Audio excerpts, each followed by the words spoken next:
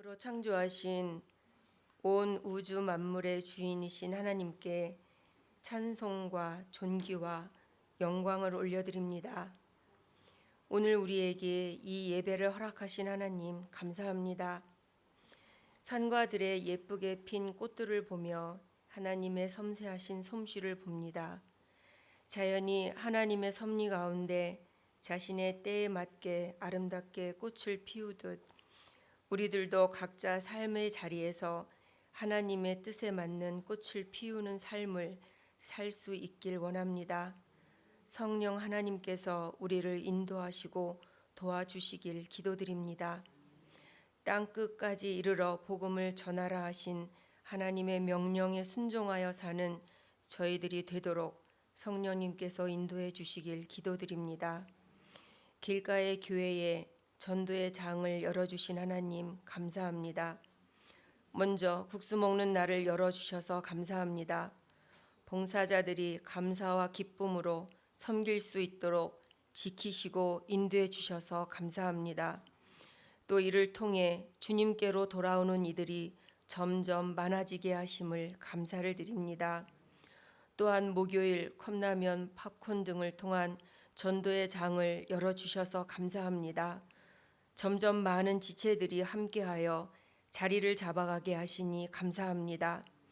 목요 전도팀을 통해서도 하나님께로 돌아오는 이들이 점점 많아지게 하실 하나님을 기대합니다.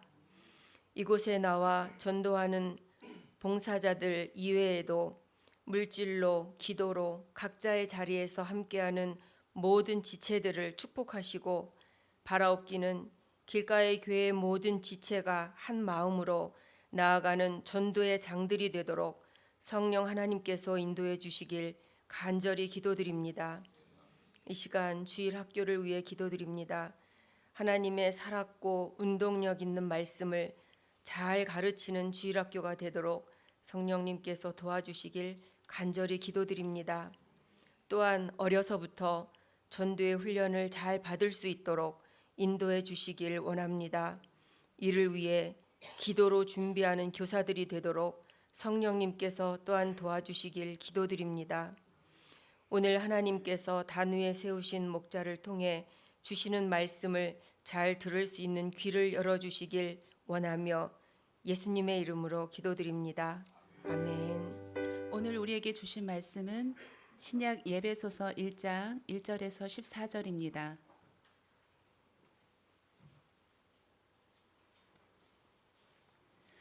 예배소서 1장 1절에서 14절의 말씀을 이제 봉독합니다. 하나님의 뜻으로 말미암아 그리스도 예수의 사도된 바울은 예배소에 있는 성도들과 그리스도 예수 안에 있는 신실한 자들에게 편지하노니 하나님 우리 아버지와 주 예수 그리스도로부터 은혜와 평강이 너희에게 있을지어다. 찬송하리로다. 하나님 곧 우리 주 예수 그리스도의 아버지께서 그리스도 안에서 하늘에 속한 모든 신령한 복을 우리에게 주시되 곧 창세전에 그리스도 안에서 우리를 택하사 우리로 사랑 안에서 그 앞에 거룩하고 흠이 없게 하시려고 그 기쁘신 뜻대로 우리를 예정하사 예수 그리스도로 말미암아 자기의 아들들이 되게 하셨으니 이는 그가 사랑하시는 자 안에서 우리에게 거저 주시는 바 그의 은혜의 영광을 찬송하게 하려는 것이라. 우리는 그리스도 안에서 그의 은혜의 풍성함을 따라 그의 피로 말미암아 속량 곧 죄사함을 받았느니라. 이는 그가 모든 지혜와 총명을 우리에게 넘치게 하사 그 뜻의 비밀을 우리에게 알리신 것이요 그의 기뻐하심을 따라 그리스도 안에서 때가 찬 경륜을 위하여 예정하신 것이니 하늘에 있는 것이나 땅에 있는 것이 다 그리스도 안에서 통일되게 하려 하심이라. 모든 일을 그의 뜻의 결정대로 일하시는 이의 계획을 따라 우리가 예정을 입어 그 안에서 기업이 되었으니 이는 우리가 그리스도 안에서 전부터 바라던 그의 영광의 찬송이 되게 하려 하심이라. 그 안에서 너희도 진리의 말씀 곧 너희의 구원의 복음을 듣고 그 안에서 또한 믿어 약속의 성령으로 인치심을 받았으니 이는 우리 기업의 보증이 되사 그 얻으신 것을 속량하시고 그의 영광을 찬송하게 하려 하심이라. 이것은 성령으로 기록된 말씀입니다. 오늘부터 옥중서신을 나누려고 그래요. 옥중서신, 바울의 옥중서신인데 네 가지 서신이에요. 알고 계신가요? 먼저 에베소서, 빌립보서, 골로새서, 빌레몬서. 앞졌다면 에빌, 골몬. 빌레몬서를 몬이라고 약자로 써요. 몬. 에빌, 골몬. 이렇게 외우시면 되겠습니다. 뭐 중요한 건 아닙니다만은 이 네 가지가 옥중서신이다 이렇게 아시면 돼요. 에빌골몬, 에빌골몬. 그래서 이제 에베소서를 살펴볼 텐데요. 에베소는 지금 어디 있냐면 터키에 있어요. 한번 그 어디쯤인가 지도로 좀 살펴보고 넘어가도록 하겠습니다. 예, 여기 로마 보이신가요? 로마 이렇게 이쪽 집 로마 있어요. 지금 여기가 이탈리아예요. 지금 이탈리아하고 이제 시칠리 섬이고 이탈리아의 로마입니다. 그리고 지금 여기가 이제 그리스 쪽이죠.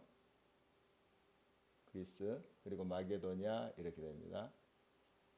그리고 지금 여기가 어딜까요? 터키 이스라엘이 이쪽 예루살렘 있죠. 예루살렘 이 정도로 좀 알면 이제 좀 머리에 어느 지역이 좀 들어올 것 같아요. 이제 네 가지 서신을 옥중서신을 하는데 바울이 로마에서 쓴 거예요. 로마에 있을 때 쓴 서신입니다.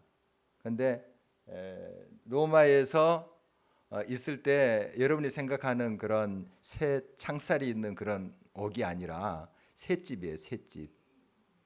셋집에 재수지만 셋집에 있었습니다. 세를 내고 사는 집. 거기에 가택연금을 받았어요. 그러니까 밖으로 나가지를 못해요. 좀 뭐 이렇게 좀 착고를 채워 놓은 것 같아요. 묶인 바 되었다 이런 표현을 쓴 거 보니까 군인이 지키고 있고 그리고 밖으로 나가지는 못해요. 그러나 사람들은 오고 갔던 것 같아요. 군인들이 이제 이렇게 조사하면서 이렇게 들여보내고 이렇게 한 것 같아요. 그런 곳에서 한 2년 지납니다. 로마에서 2년 지냈을 때 썼던 서신이에요. 그동안 1, 2, 3차 전도 여행 때 들렸던 또 교회를 세웠던 곳에 편지를 쓴 거예요. 그래서 여기 골로새 보이죠? 골로새 이렇게 화살표로 해놨습니다. 골로새가 이 정도 있고요. 에베소 여기 있습니다. 에베소 지금 터키 서남부 쪽 정도 되죠. 에베소. 그리고 빌립보가 여기 있습니다. 빌립보 마게도냐 지역이죠. 여기 아테네 여기 아덴 우리 성경 아덴 고린도 우리 많이 듣는 이름이에요. 고린도 아테네 아덴 그리고 빌립보는 여기쯤 있죠. 빌립보는 많이 들었죠. 그래서 로마에서 바울이 빌립보서를 썼다는 것은 이 빌립보 교회 성도들에게 쓴 서신. 여기에 있는 물론 회람했습니다. 그러니까 빌립보 성도들만 읽은 게 아니고 그 주변에 이제 그 교회들이 있었겠죠. 그 당시 교회들은 가정에서 모이는 거예요. 가정에서 이런 그룹들이 꽤 있었습니다. 빌립보 교회 딱 하나만 있는 것이 아니고 그 지역에 이제 몇 가정 모이면 교회가 되고 이렇게 했던 거죠. 그래서 이 빌립보에 보낸 서신이 빌립보서. 그 다음에 에베소에 있는 성도들에게 쓴 편지가 에베소서. 그 다음에 역시 골로새에 있는 성도들에게 보낸 편지가 골로새서 이렇게 됩니다. 그리고 골로새의 그 교회의 책임자, 지도자가 있죠. 지도자가 빌레몬이에요. 빌레몬서 우리 이렇게 그 옥중서신 중에 또 하나죠. 빌레몬서. 그러니까 골로새 교회에 편지를 보낼 때 빌레몬에게도 보냈어요. 편지를. 골로새 교회의 지도자 빌레몬. 나중에 우리 이제 살펴볼 겁니다. 빌레몬에게 보낸 서신이 빌레몬서. 이렇게 보시면 되겠습니다. 에베소, 그 다음에 그리고 방금 말씀드린 골로새, 그리고 골로새에 있는 지도자 빌레몬에게 그 편지를 가지고 간 사람이 있어요. 그 당시에는 사람을 보내서 이렇게 편지를 전달했습니다. 인편으로 이렇게 편지를 붙였는데요. 이 세 편지를 들고 간 사람이 있습니다. 전달한 사람이 두기고 여러분 모르셔도 됩니다. 그냥 누가 가지고 갔다 이렇게 하시면 되고요. 그 다음에 이제 빌립보서는 또 다른 사람이 들고 갔습니다. 이 세 가지 서신, 골로새, 에베소, 빌레몬서, 세 가지 서신을 두기고가 이제 가지고 갔고, 빌립보서는 에바브로디도가 이제 가지고 갔는데, 어떻든 이 빌립보서를 뺀 나머지 세 서신은 두기고가 가지고 갔습니다. 전달한 거예요. 그러니까 골로새로 가면서 에베소를 들렸던 것으로 보이고요. 그래서 편지를 전달하고, 골로새에서 또 가서 그 교회에 편지 전달하고, 거기에 있는 지도자에게 또 전달한 편지가 빌레몬서. 이렇게 보시면 되겠습니다. 어떻든 그 정도로 정리를 하고 넘어가도록 하겠습니다. 이 에베소는 굉장히 여러 문화, 또 종교, 무역, 아까 해안선이잖아요. 그것이 아주 활발히 일어났던 곳이에요. 이곳에 이제 바울이 제3차 전도여행 때 한 3년간 머물러요. 다른 곳은 이렇게 오래 머물지는 않아요. 일주일 머문 것도 있고, 뭐 며칠 머문 것도 있고, 이렇게 거쳐가는데, 이 에베소는 바울이 두란노 서원에서 제자를 양육하고 또 교회를 든든히 세웠던 그런 아주 중요한 곳입니다. 다른 데도 중요하지만 특별히 많은 그 애정을 쏟았던 그런 것이 에베소 교회예요. 그래서 그 당시 터키 서부 중서부를 아시아를 했습니다. 이제 좀 지금 우리가 생각하는 아시아랑 구분하기 위해서 소아시아. 그 당시에는 그냥 아시아 하면 그 지금 터키 쪽을 생각하시면 돼요. 아시아 중서부 쪽, 이쪽이 아시아입니다. 이 아시아의 중심 도시이기도 하고 교회도 중심 교회예요. 그 지역에. 그러니까 에베소 교회가 얼마나 중심적인 역할을 했는가 한 것을 알 수가 있어요. 이 에베소서를 보면 좀 여유가 있어요. 이 문체를 보면. 그리고 굉장히 그 문장이 길어요. 만연체라 하죠. 만연체.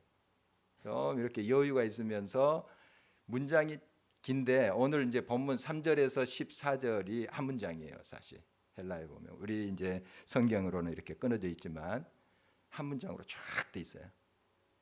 이렇게 돼 있는데 어떻든 굉장히 정리된, 물론 다른 서신도 성령의 감동으로 쓴 편지죠. 편지고 아주 중요합니다만 굉장히 좀 교회의 문제를 다루면서 좀 다그치고 막 이렇게 하는 그런 느낌이 들어요. 또 급박하게 그런 모든 문제를 이렇게 다루고 해결하고 하는 그런 것들이 느껴져요. 그런데 에베소는 좀 굉장히 깊이가 있으면서 좀 여유가 있다 할까요? 문장 자체도 이렇게 길어요. 그런 걸 느껴볼 수 있는데, 특히 무엇을 많이 강조하냐면은 통일, 화해, 이것을 강조해요. 하나님과 우리 사이가 죄로 인해서 어그러졌잖아요. 그런데 예수님 오셔서 그것을 하나로 통일되게 하신 거예요. 그러니까 지금 현재 세계는 막 분열돼 있어요. 어그러져 있고 흐트러져 있고 막 그 서로 상처가 나 있는데 예수님께서 오셔서 그 모든 것들을 조화롭게 맞춰가고 통일되게 하신다. 이것이 쭉 흐르고 있어요. 하나님과 우리 사이의 관계가 깨졌는데 그것을 화해시켜서 통일되게 하나가 되게 하신다. 또 너와 나 서로 이웃 간의 관계 속에서 어그러져 깨진 관계를 통일시킨다. 하나 되게 하신다. 그런 메시지가 계속 주어집니다. 또 나가서 우리와 자연, 나와 그것, 나와 너, 나와 하나님, 이런 관계들, 이런 관계 속에서 어그러진 것을 고치시고 회복하시고 새롭게 하시는 그 주님, 이것이 예배소의 중심 메시지예요. 쭉 흐르고 있는 게 통일되게 하셨다, 조화롭게 하셨다. 그건 뭐냐면 현재가 어그러졌다, 깨졌다, 상처가 많다, 이런 뜻이죠. 그 모든 상황을 주님께서 치료하시기 위해서 오셨다 하는 메시지가 쭉 흐르고 있고요. 이런 통일되게 하고 조화롭게 하고 화해를 시키는 역할을 하는 그 모임이 바로 교회다 하는 거예요. 교회가 그 역할을 하는 것이다. 예수님께서 오셔서 우리들에게 분부하신, 이제 부활 승천하시고 분부하신 내용이 그거예요. 다 하나 되게 하고 조화롭게 하고 싸매고 통일되게 하는 것이 교회의 역할이다. 해서 에베소서를 교회론을 이야기한 서신이다. 이렇게도 이제 표현을 합니다. 교회론, 교회의 역할이 뭔가?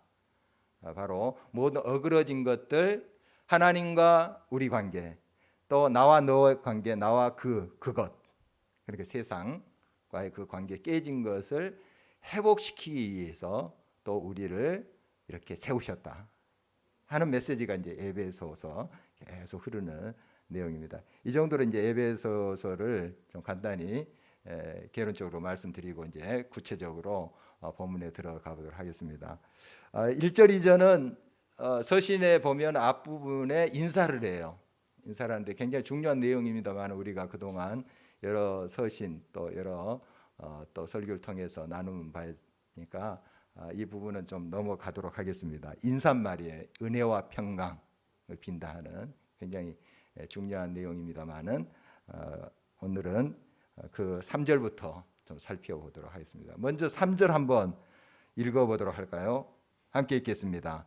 찬송하리로다 하나님 곧 우리 주 예수 그리스도의 아버지께서 그리스도 안에서 하늘에 속한 모든 신령한 복을 우리에게 주시되. 먼저 찬송하리로다 하고 이제 편지 시작해요. 인사말 다음에 찬송하리로다. 굉장히 지금 바울의 마음속에 감격이 있는 거죠. 찬송하리라, 찬양할지어다 막 하니까 자기에게 그런 감사와 찬송이 있기 때문에 이런 것으로 편지를 시작하지 않겠습니까? 전혀 그런 감동도 없고 느낌도 없는데 찬송하리로다 이렇게 하겠어요? 찬송하리로다. 지금 이제 바울이 아까 로마에 있었다 그랬죠. 로마에 지금 몸은 부자유스러워요. 그 마음대로 밖에 나가지도 못하고 군인들 지키고 있고. 그런데 이 가택연금을 받고 있으면서도 굉장히 자유로웠어요. 무엇이 자유로웠냐면 그 심령이 자유로운 거예요. 그리고 보초를 이제 서는 사람들이 이제 교대로 오지 않겠어요? 3교대로 그 당시에 했다고 하는데 그런 사람들 무료하잖아요. 지키고 있는데 바울이 어떻게 했겠어요? 복음 증거했겠죠. 굉장히 그 당시 뭐 텔레비전도 없고 그런 시절 아닙니까? 그러니까 바울이 그동안 1차, 2차, 3차 전도여행을 다녔던 그 드라마틱한 그런 경험들이 있었잖아요. 그리고 실제로 경험했고 하는 이야기들을 하면서 예수님을 증거했을 거예요. 그래서 바울 당대에 많은 로마의 귀족들도 예수를 믿게 됐어요. 그러니까 이런 사람들을 통해서 전달된 거예요.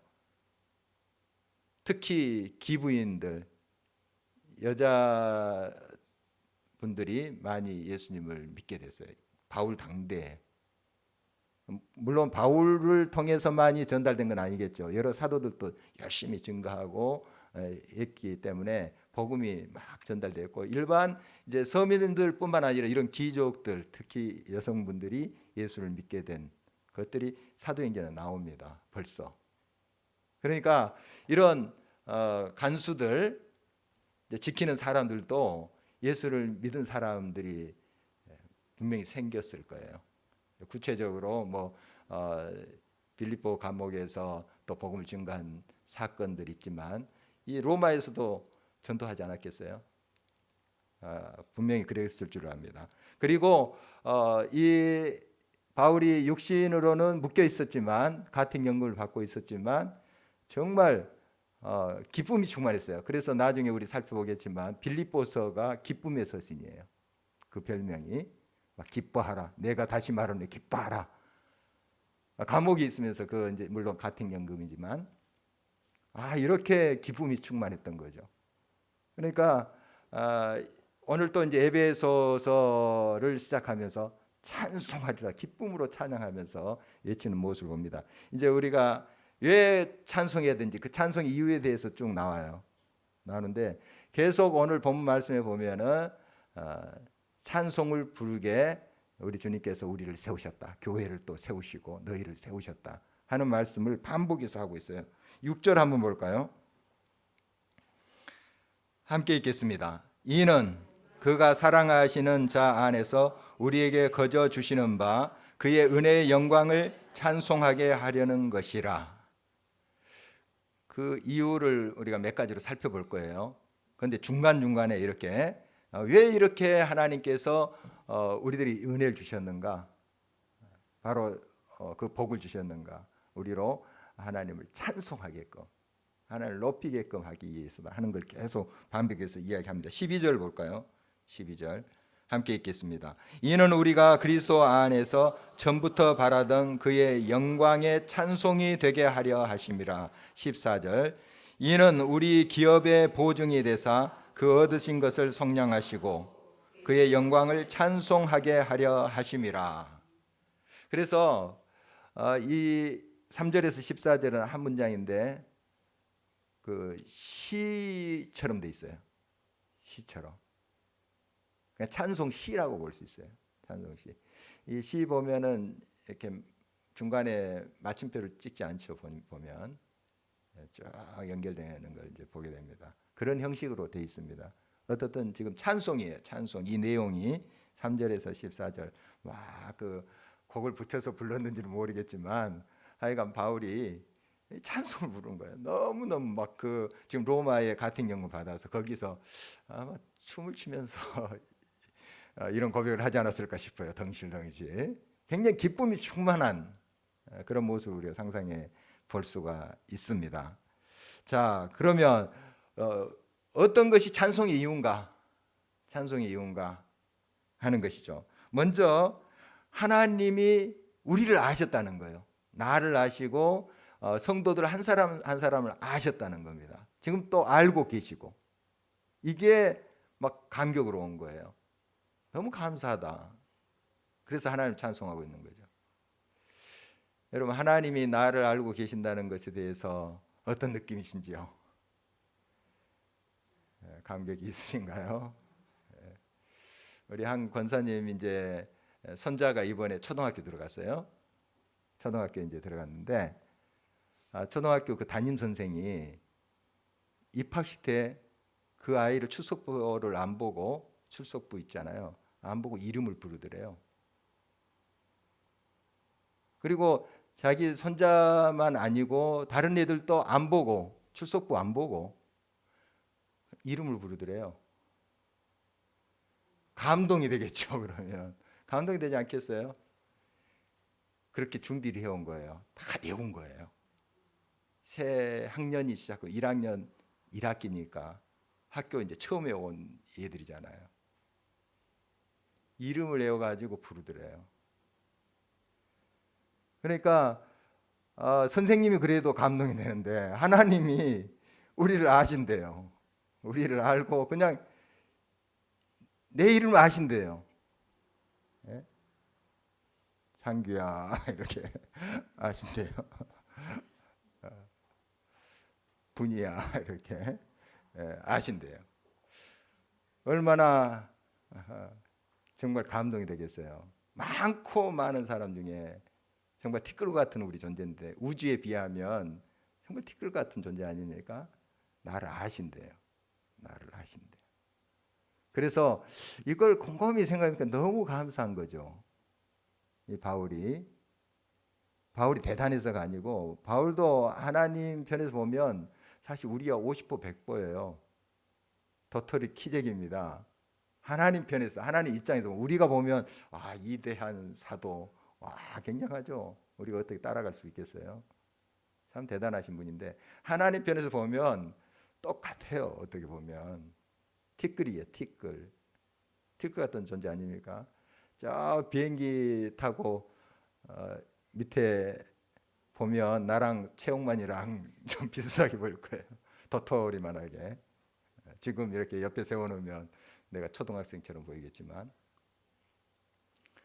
하나님 보시기에 정말 우리가 티끌이에요.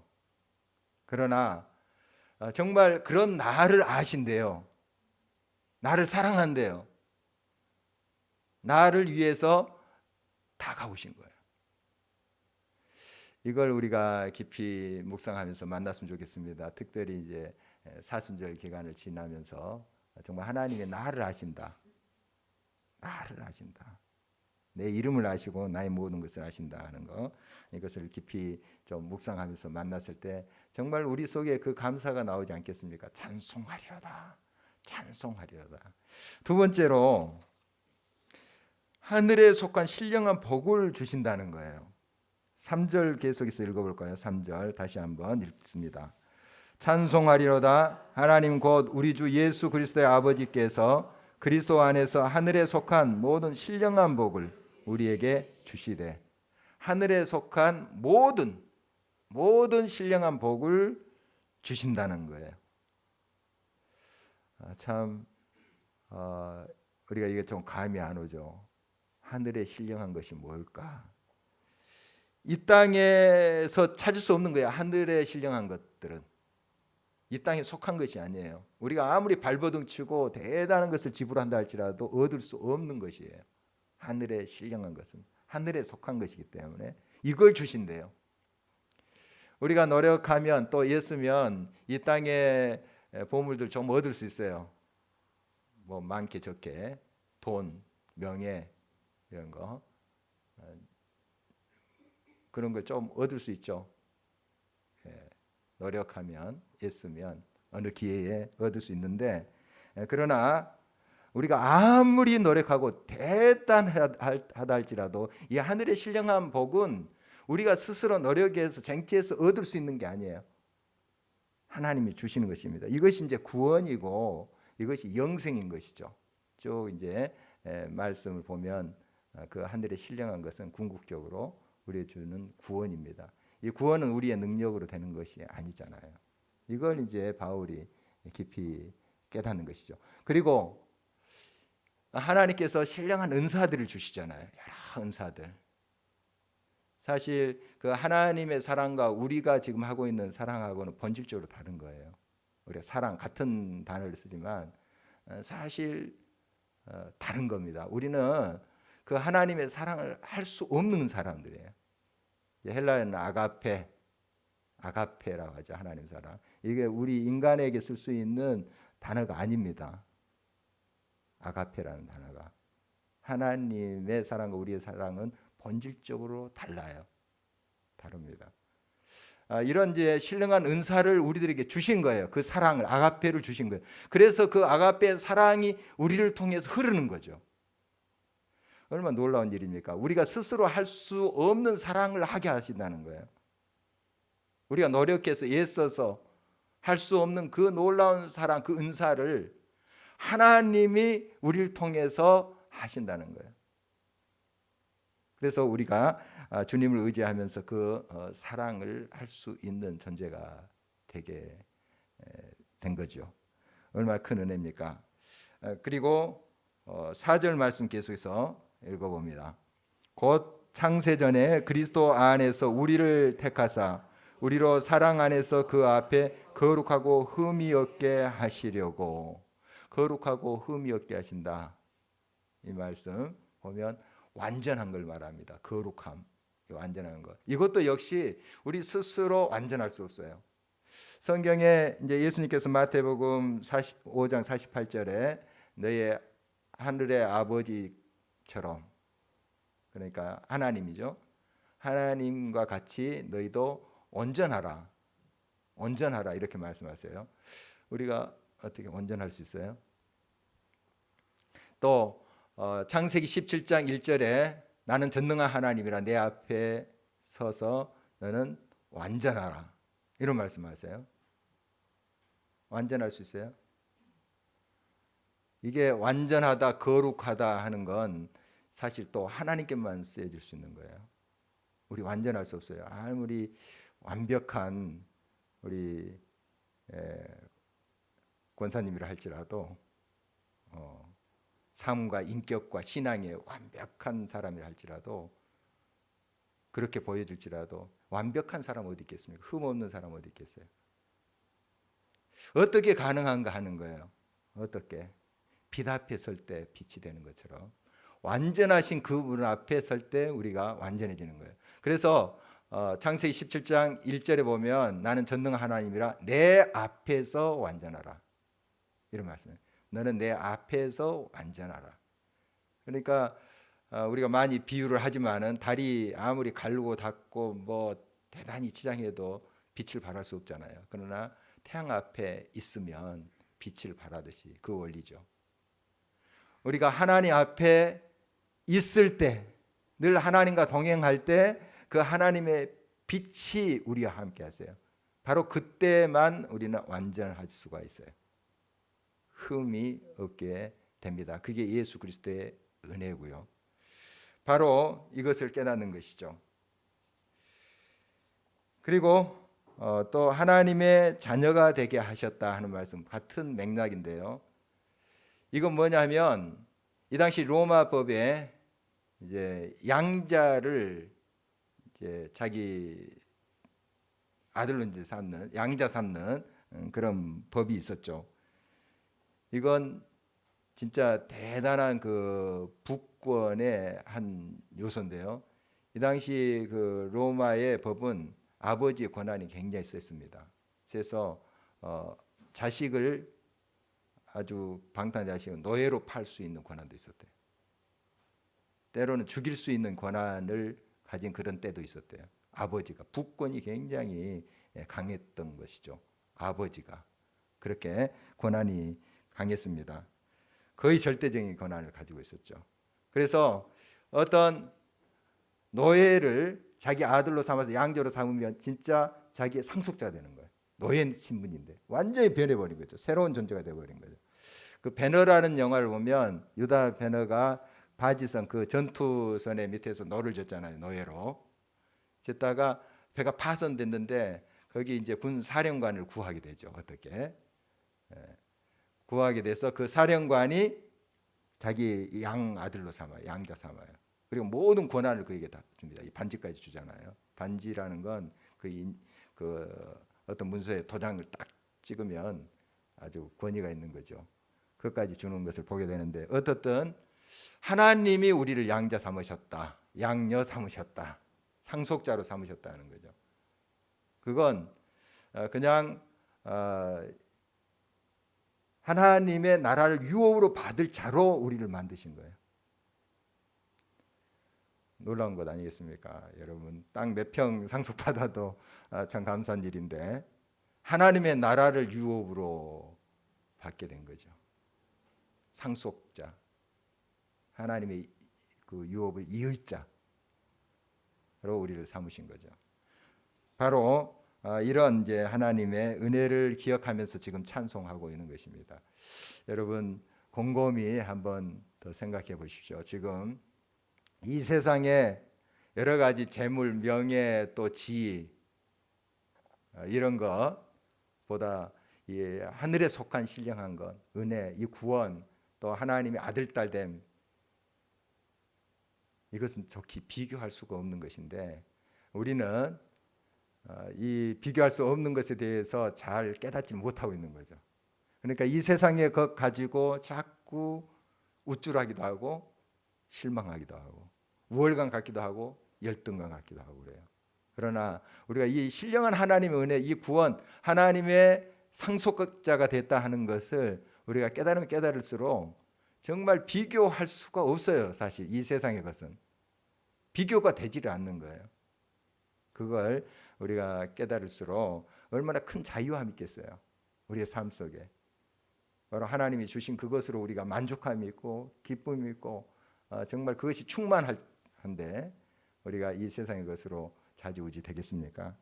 정말 하나님의 은혜를 깊이 우리가 좀 깨달아가는 은혜가 있기를 바랍니다.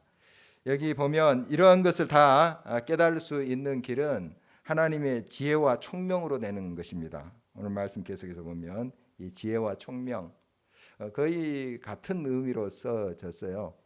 이제 여러 철학자들은 이 지혜는 이제 좀 더 근본적이고 근원적인 그러한 그 지식을 이야기하고 총명은 어떤 일상생활에서 필요한 그런 어떤 지식, 그런 방법을 아는 거, 뭐 이렇게 구분하는데 오늘 이제 우리 성경에서는 거의 그 동의어로 쓰고 있습니다. 반복하는 거죠. 이게 뭔가 하면 정말 하나님을 아는 것이죠. 하나님을 경외하는 것이 지혜의 근본이고요.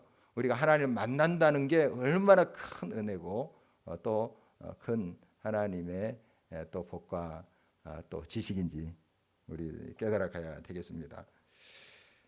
이러한 이제 하나님의 은혜를 깨달으면서 바울이 찬양을 하고 있습니다. 13절에서 14절은 계속해서 이 하나님의 놀라운 약속, 하나님이 우리를 하나님의 양자로 삼아 주시고 양녀로 삼아 주시고 상속자로 삼아 주시고 구원을 주셨다 하는 것에 이제 보증해 주시고 인쳐 주시고 하는 것을 이제 고백하고 있습니다. 이 인을 쳤다 하는 것은 확실하다 하는 거예요. 도장 찍었다는 거예요. 사인, 요즘 말로 사인 하시죠. 인간 도장 찍은 거 확실하다, 인쳤다, 보증했다 이런 말씀을 강조해서 하고 있는데 그렇게 하지 않으셔도 하나님 말씀하시면 다 하나님 지키세요. 우리를 신령한 하나님의 은혜로 채워주시고 놀라운 경험으로 또 지혜로 함께 하시고 하는 약속은 그대로 이루어 주시는데 우리가 잘 또 못 깨달을까 봐 인도 쳐 주시고 이거 진짜야 확실해 하고 보증도 해 주신다는 거 성령으로 보증도 해 주신다 하는 말씀인데 여러분 우리는 이제 하나님의 큰 은혜를 받은 사람들이에요. 그거 어떻게 좀 믿어집니까? 믿어져요. 정말 많고 많은 사람 중에 우리를 아시고 찾아오시고 너는 내 아들이다 내 딸이다 이렇게 말씀하세요. 우리의 노력으로 된 것도 아니고 우리가 대단히 특출한 인물이어서도 아니고 주님이 우리를 선택하신 거예요. 만세 전부터 우리를 아시고 우리에게 다가오시고 때가 되어서 하나님의 백성으로 우리를 삼으셨다 하는 사실이죠. 이것을 우리가 깊이 깨달으며 나가야 되겠습니다. 우리 주변에 많은 이제 부작용과 또 부조화 또 상처들 아픔들이 있는데 하나님은 우리를 왜 이렇게 하나님의 자녀로 삼아주시고 많고 많은 사람 중에 우리를 택하시고 이렇게 하늘의 신령한 복과 은혜로 늘 채워주시고 계시는가? 그건 그들 역시 이 세상의 사람들 역시 이러한 하나님의 복과 은혜를 누릴 수 있도록 우리를 통해서 그들을 부르시기 위한 목적이 있어요. 교회가 바로 그 역할을 하는 겁니다. 그러니까 우리는 교회잖아요. 이 교회를 하나님께서 허락하신 이유가 그거예요. 바로 이 교회는 하나님의 그 신령한 복이 흐르도록 하는 통로가 되어야 됩니다. 그래서 우리가 그런 하나님의 은혜를 깊이 깨달음과 동시에 나가서 또 하나님의 도구로 사용을 받아야 되겠죠.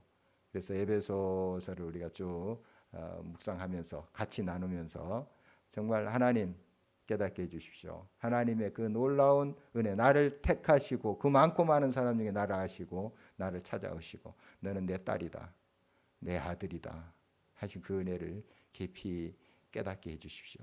그 깨달음이 있을 때 가택연금을 받아도 자유함이 있어요. 기뻐요.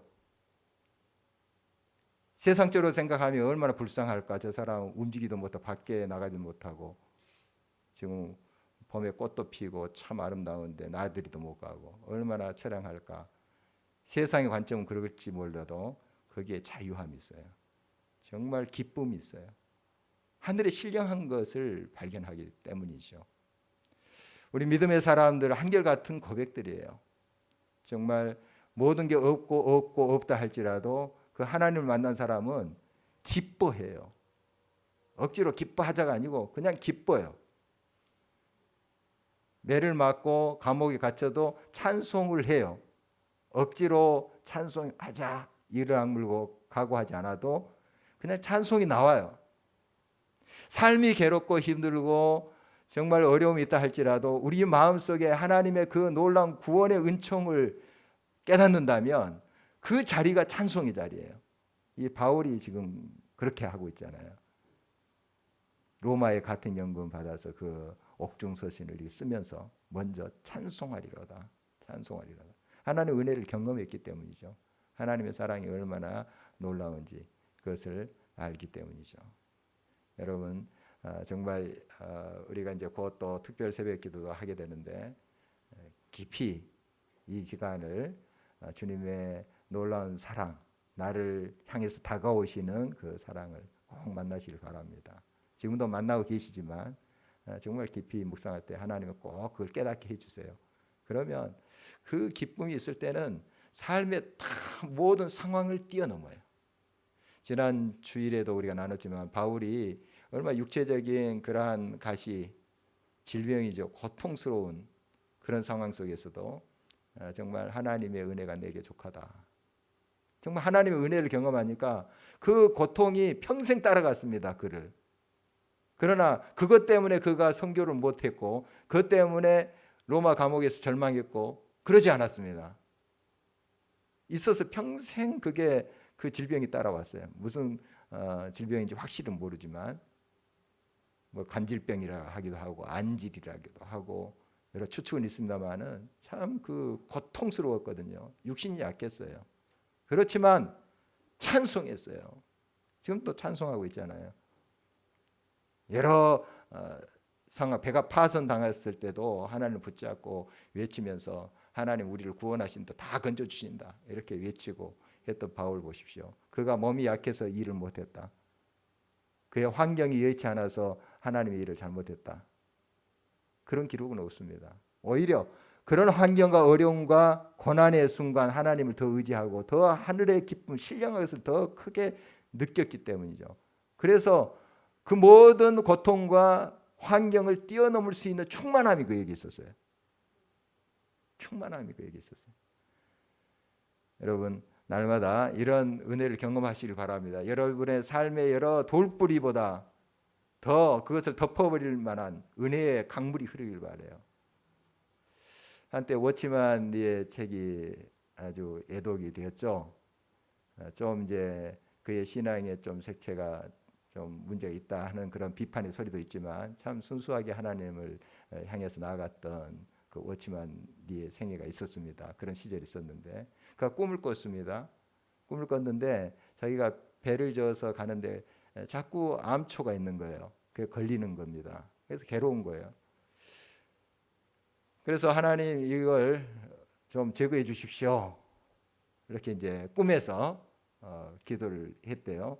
그랬더니 하나님께서 이 암초를 이 앞에 있는 지금 걸려 있는 암초를 제거해 주라. 물이 더 불게 해 주랴. 그러시더래요. 그래서 이제 대답은 물이 더 불게 해 주십시오 했죠. 암초는 지금 제거돼도 또 있어요. 인생에 이런 어려움들은 계속 있는 거거든요. 그런데 그 암초를 덮어버려요. 물이 불어버리니까 암초가 있더라도 지나가는 거예요. 이 원리죠. 그러니까 하나님의 은혜를 경험한다는 게 이겁니다. 여러분의 삶에 어려움과 고난과 환난이 있죠. 감옥에 지금 갇혀 있는 이 가택연금을 받고 부자유 속에 있는 그 바울이죠. 또 육신적으로도 병약하고 그렇지만 그것을 덮는 은혜의 물길이 그의 삶 속에 흐르고 있는 거죠. 그러니까 찬송이 나오는 겁니다. 여러분, 여러분의 삶에 여러 문제가 해결되고 구체적인 암초들이 제거되고 하기도 원합니다. 질병이 해결되고 가난이 또 해결되고 자식의 문제가 해결되고 하는 거 구체적으로 하나님이 그렇게 이루어 주실 바라요. 문제는 항상 있습니다. 또 다른 문제들. 그것을 다 덮을 수 있는 하나님의 은혜의 강물 보내주십시오. 그게 하나님의 은총이고 저 천국에 대한 확신이고 소망이고 영생의 기쁨이에요. 그러면 이제 이 모든 것을 하나님께서 정리해 주십니다. 다 때에 맞게 다 모든 문제를 가장 아름답게 해결해 주세요. 여러분 하나님의 은혜를 꼭 만나시고 체험하는 복된 삶이 되시길 주의 이름으로 축원합니다. 함께 기도하겠습니다.